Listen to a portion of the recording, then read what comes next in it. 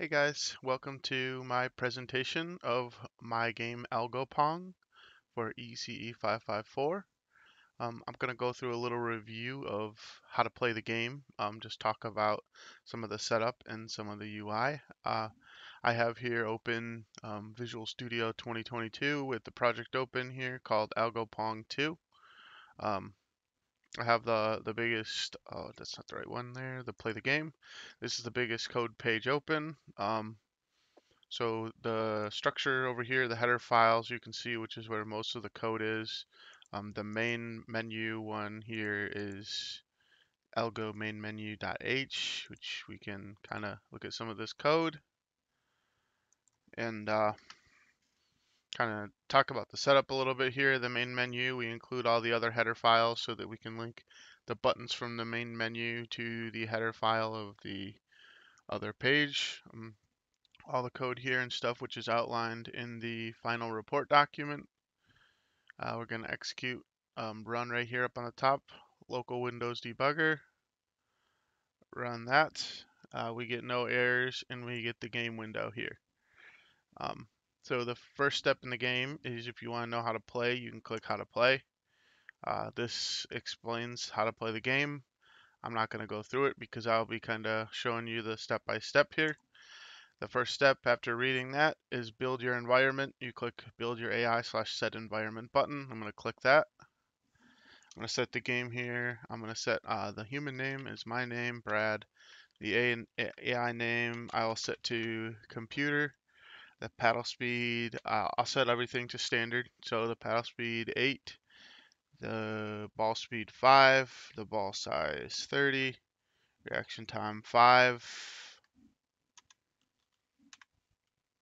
paddle height 150, AI paddle width 15. My paddle height, just for fun, I'll make that a little bigger. Or a little smaller. I'll go 75.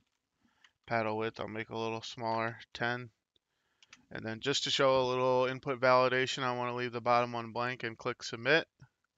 And I get an error. Human error must be a percentage between 0 and 100, which is good. So I'm going to give that just a 6%, a little worse than standard. And then Brad computer as the AI names, I'm going to click submit.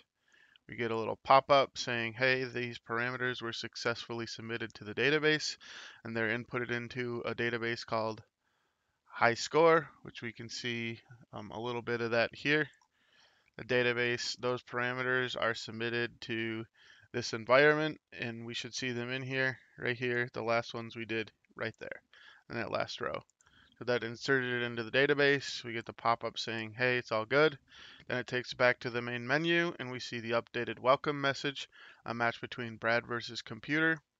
You got the little cool graphic here. Then we can test our AI and we can see the AI countdown window tests your parameters to see how the AI does. It runs it for 60 seconds and then after that 60 seconds, you can kind of, if you're not happy with how the AI is playing, you can adjust the parameters and see if it plays better. The ball hit the wall there, so I get a game over. Your AI score player was 3. That's okay. The game window just shrunk down there, but then we've tested our AI. Now we can compete against it. So now the ball starts bouncing around. The AI is on the right there. I'm playing on the left. Notice that I set my paddle smaller. So my paddle is smaller and my score is different than the AI score because the scores change depending on the parameters that you set for the environment. So you see the right was labeled as computer. I'm controlling the left paddle here, and the right paddle is being controlled by the AI player that I set up. So we can continue on as long as we go here. I'll try to set a high score record there.